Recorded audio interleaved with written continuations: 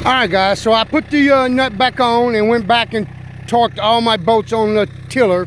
All of them was a turn to a turn and a half, a couple of them a couple of turns.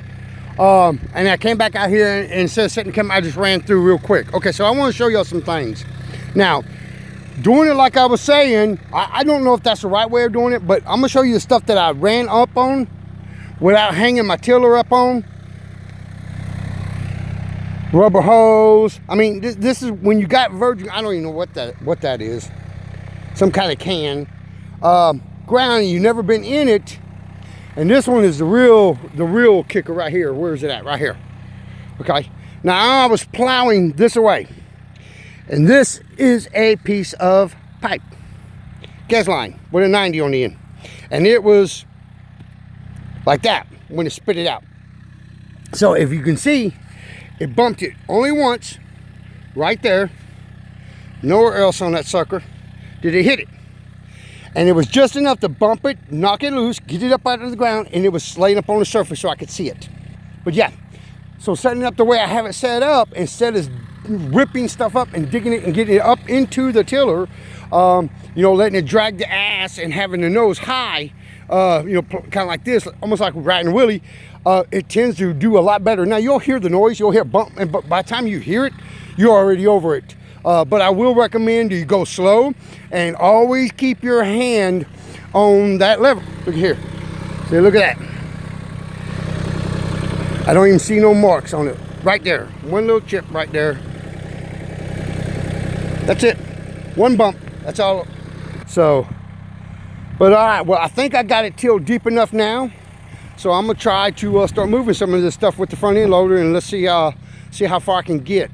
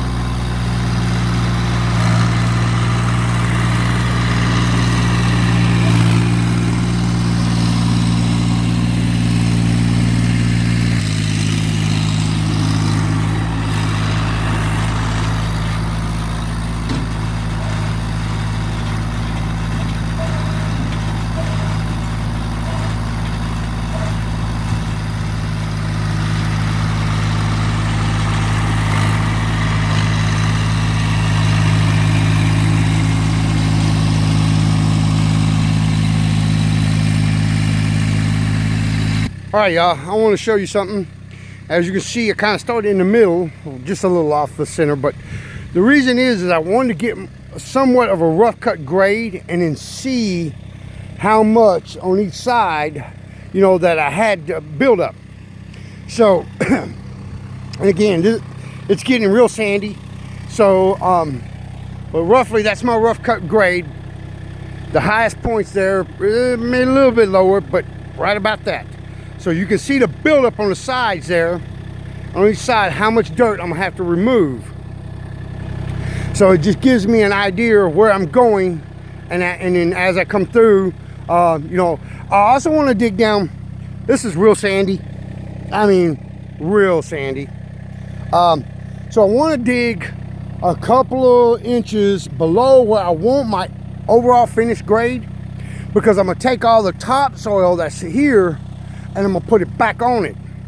You know, so I need to dig lower, then come back in with my topsoil and fill back in, and then I can put my grass, and then my finished product will be really close to the grade I'm looking for. But yeah, so this will be my rough cut grade, and then I'll start working it out from there. You know, this way and then that way, kind of offsetting it so that I can keep the grade about the same without digging in here, but using this as a gauge as I work my way out and work my way in. And then once I got that pretty close, then like I said, once I get my rough cut grade where I want it, well, then I'll come in and knock down just a little bit more, a couple of inches deeper, and then come back in with my topsoil. All right, guys. All right, so as you can see, we broke through and somewhat got it where I want, kind of rough it.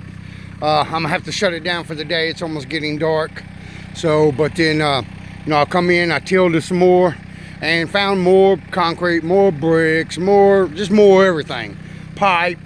So I'm glad I'm taking it real nice and slow. So, but there's a lot of my topsoil right there, and then built up back there, right on that wall right there. So now I'll just come in and knock this heel down. You can see the rise right here still a little bit. Knock that down and plane this out flat.